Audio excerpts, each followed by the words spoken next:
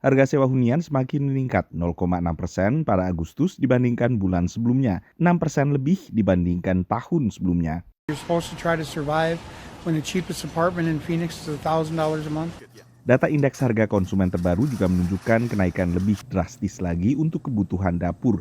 Harga makanan naik 11,4 hingga 13,5% dibandingkan tahun sebelumnya. Everything is getting higher all the time. Yeah, it's not easy, especially for people with small kids and big families. Sebagian konsumen berupaya menyiasati kenaikan harga. Make the circuit of just getting what's on sale at different stores. Thank God I'm retired, so I've got the time for such hobbies. But yeah, it's just a matter of stretching everything as far as we can. Sebagian konsumen lain sekedar pasrah. What else can you do? Starve? Like, you have to buy it. It kind of is what it is. Do we like it? No. But I deal with the prices. I mean, it kind of is what it is at this point. Indeks harga konsumen pada Agustus meningkat 0,1% dibandingkan bulan sebelumnya, atau 8,3% dibandingkan Agustus tahun sebelumnya. Ini melebihi perkiraan analis. Yang lebih meresahkan pelaku usaha dan pelaku pasar adalah kenaikan untuk harga barang di luar energi maupun makanan, yang disebut sebagai indeks harga konsumen inti.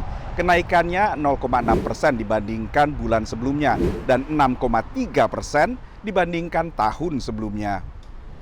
Artinya Bank Sentral AS atau Federal Reserve yang tadinya diperkirakan memoderasi kenaikan suku bunga acuan bisa kembali menaikkan secara drastis pada pertemuan akhir September. We need at least 3 good prints in a row. And so the prior month's CPI was a really strong one, flat month over month. This number upsets that apple cart. And now we have to reset that clock and go back to at least 3 consecutive prints for the Fed to say, okay, we can pull back a little bit. Bahkan pelaku pasar tak menepis kemungkinan The Fed menaikkan suku bunga melebihi 75 basis poin, seperti kenaikan pada Juni lalu Juli. The Fed's in a tough spot. They've been in a tough spot all year. And there has been some speculation after today's CPI number that they may go 100 basis points in September, next week's meeting. We think that's very unlikely. If they haven't done that so far, we don't think they're going to do that at this point. And so it's likely to be another 75 basis points.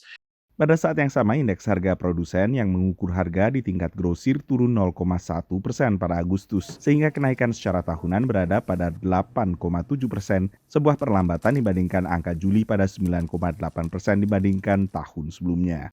Dari Washington DC, Nova Purwadi dan tim VOA.